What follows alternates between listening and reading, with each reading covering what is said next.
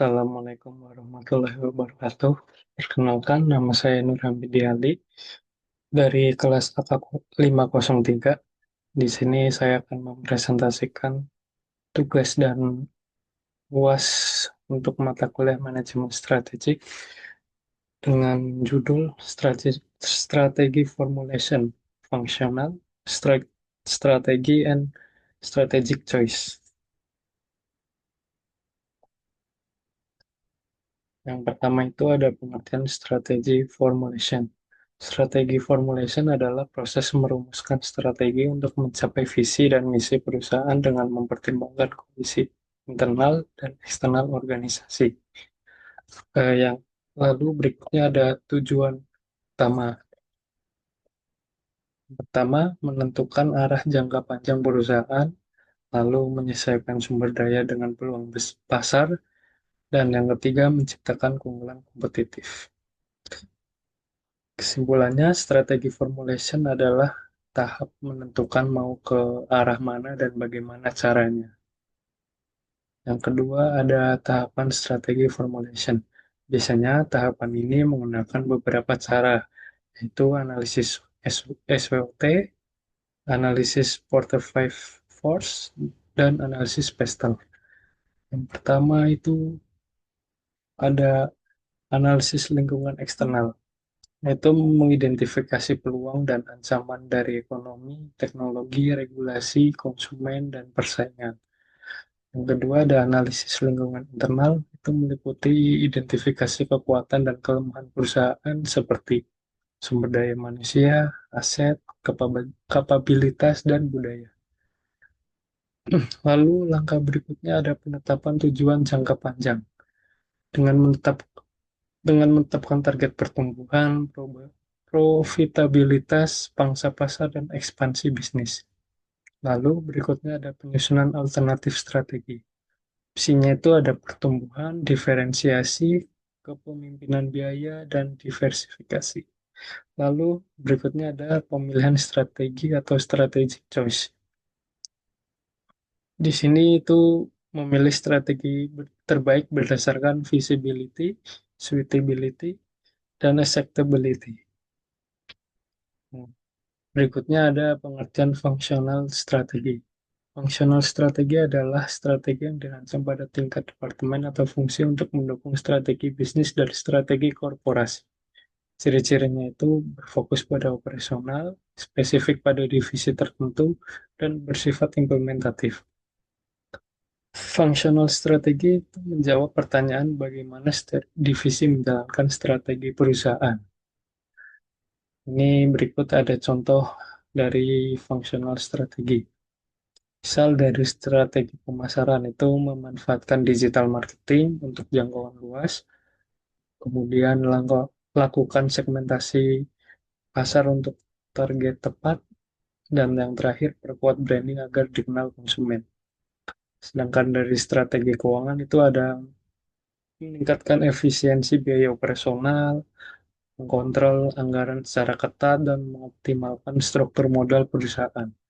Kemudian ada strategi operasi, yaitu dengan menerapkan lean production untuk kurangi pemorosan, otomatisasi proses agar lebih efisien, dan kemudian meningkatkan kualitas produk secara konsisten. Yang terakhir ada strategi SDM.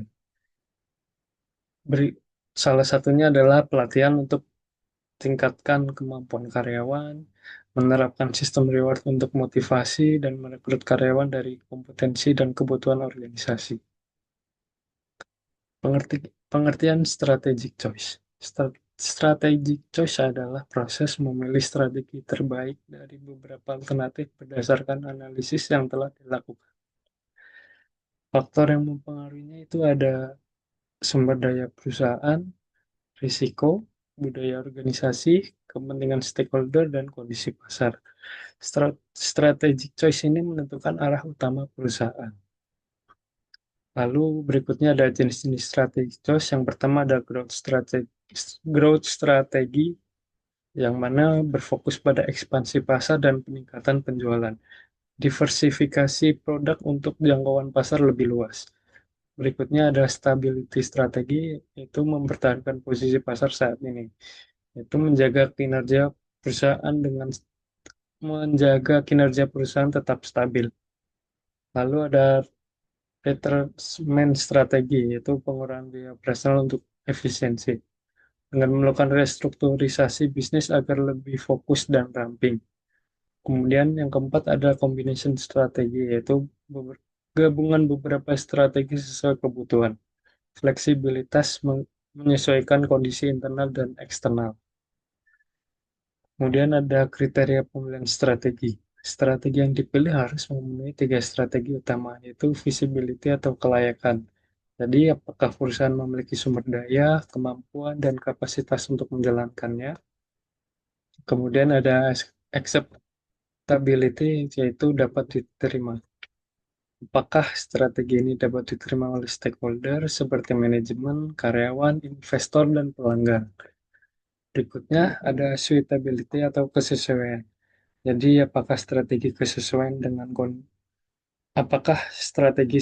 dengan kondisi internal perusahaan dan lingkungan eksternal. Berikutnya ada pentingnya perencanaan audit.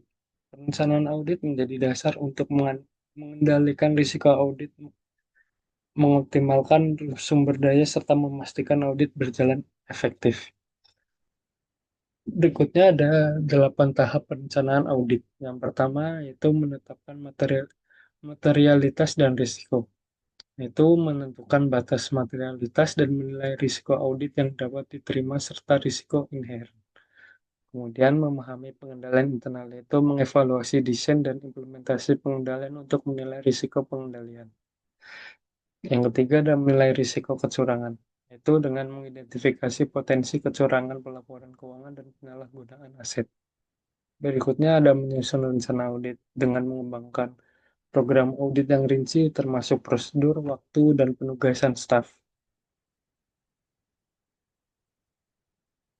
Berikutnya ini adalah contoh studi kasus dari PT Unilever Indonesia Tbk. Perusahaan FMCG besar di Indonesia memproduksi produk rumah tangga dan personal care. Tantangan strategisnya adalah 2024, laba turun sebesar 30% karena biaya tinggi, perilaku konsumen berubah, dan persaingan merek lokal. Strategi formulasinya itu ada analisis SWOT dan PESTEL, kemudian fokus digitalisasi supply chain, kemudian kolaborasi dengan UMKM, kemudian penguatan produk inti dan diversifikasi pasar, dan peningkatan keberlanjutan bisnis. Hasil atau strategi choice-nya adalah memilih strategi adaptif dan responsif, memperkuat digital dan inovasi produk agar tetap kompetitif. Nah, ini analisis dari saya, yaitu keberhasilan strategi formulation sangat bergantung pada keselarasan antara strategic choice dan functional strategy.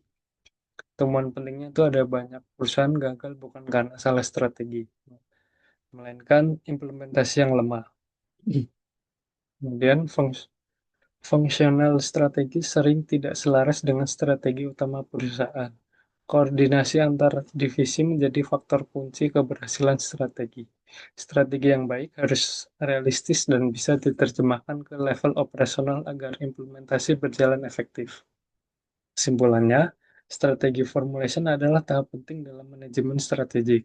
Functional strategy berperan sebagai implementasi strategi di level operasional. Strategic choice menentukan arah utama perusahaan. Keberhasilan strategi bergantung pada keselarasan antara pilihan strategi dan pelaksanaan di setiap fungsi organisasi. Sekian presentasi dari saya. Wassalamualaikum warahmatullahi wabarakatuh. Terima kasih.